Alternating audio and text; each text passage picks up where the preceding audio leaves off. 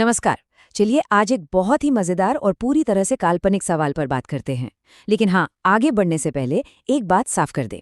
जैसा कि हमारे सोर्स में भी बताया गया है, ये कहानी सिर्फ व्यंग और मनोरंजन के लिए है, तो इसे बस उसी हल्के फुल्के अंदाज में लीजिएगा। तो सवाल सीधा सा है, अगर भारत की प्रधानमंत्री ममता बनर्जी होती तो क्या होता? सोचिए जरा, एक ऐसा पॉलिटिकल सीन जिसकी शायद ही किसी ने कल्पना की हो। चलिए इसी कल्पना की दुनिया में एक छोटा सा चक्कर लगाकर आते हैं। कल्पना कीजिए, राष्ट्रपति भवन में शपथ ग्रहण का समारोह चल रहा है। माहौल एकदम गंभीर है, उम्मीदों से भरा हुआ। आप जानते ही हैं, लाल कालीन, लंबे लंबे भाषण और हाई-फाई प्रोटोकॉल। लेकिन हमारी काल्पनिक प्रधानमंत्री की एंट्री कुछ अलग ही कहानी बयां करती है। और जैसे ही राष्ट्रपति उन्हें शपथ दिलाना शुरू करते हैं, प्रधानमंत्री पद के पहले ही पल से उनका वो सीधा टू द पॉइंट अंदाज साफ नजर आ जाता है। कोई लंबी चौड़ी औपचारिकता नहीं, बस काम की बात। शपथ के बाद कहानी पहुंचती है पीएमओ। यहाँ सब कुछ वैसा ही है जैसा हमेशा होता है। अधिकारी फाइलों के साथ लाइन में खड़े हैं, हर प्रोटोकॉल को फॉलो करने के लिए एकदम तैयार। लेकिन उन्हें क्या पता कि आज से नियम बदलने वाले हैं। और आते ही कुछ ऐसे आदेश दिए जाते हैं जो बस छोटे मोटे बदलाव नहीं है। नहीं, ये तो सीधे सीधे वीआईपी कल्चर को खारिज करने और एक नई, जमीन से जुड़ी कार्यशैली की शुरुआत का साफ साफ इशारा है। ये बदलाव दिखने में छोटे हैं, लेकिन इनका संदेश बहुत बड़ा है। जब एक अधिकारी हिम्मत करके मीटिंग के एजेंडे के बारे में पूछता है, तो जवाब एकदम साफ और काम पर फोकस करने वाला होता है। मैसेज क्लियर है, अब दिखावा नहीं, सिर्फ काम होगा। तो ये जो नया अंदाज है, ये सिर्फ पीएमओ की दीवारों तक ही सीमित नहीं रहने वाला था। अब देखते हैं कि ये कैसे कुछ ऐसी अपरंपरागत नीतियों में बदलता है जो पूरे एडमिनिस्ट्रेशन में हलचल मचा देती हैं।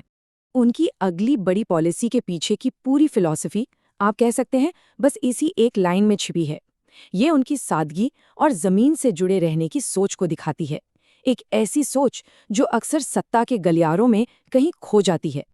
और इसी सोच से जन्म लेती है राष्ट्रीय पैदल योजना। इसके नियम सुनने में तो बड़े सरल हैं, लेकिन इसका असर क्रांतिकारी हो सकता है। इसमें जवाबदेही और लीडरशिप का एक अनोखा मिक्सचर है। जो देर से आएगा वही जवाब देगा, है ना मजेदार? लेकिन पहले ही दिन पुरानी आदतें कहाँ पीछा छोड़ती हैं। मंत्रियों का ये सवाल और उस पर प्रधानमंत्री का जवाब एकदम साफ कर देता है कि अब पुरानी आरामदायक आदतें नहीं चलेंगी। देश चलाना है तो जमीन पर उतरना ही पड़ेगा। एडमिनिस्ट्रेशन के बाद अब बारी आती है चुनावी सुधारों की, और इसके लिए उनका नारा भी तैयार है।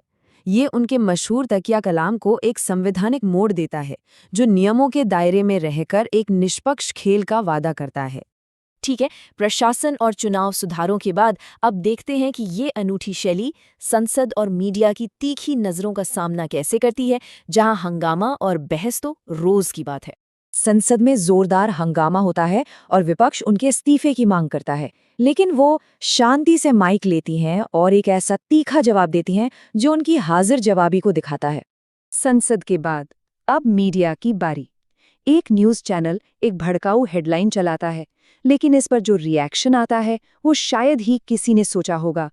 अगले ही पल वो टीवी पर नहीं बल्कि चप्पल पहनकर सीधे उस चैनल के ऑफिस के बाहर धरने पर बैठी मिलती हैं। और जब न्यूज़ एंकर उनसे सवाल करता है तो उनका जवाब मीडिया की भूमिका पर ही एक बड़ा सवाल खड़ा कर देता है।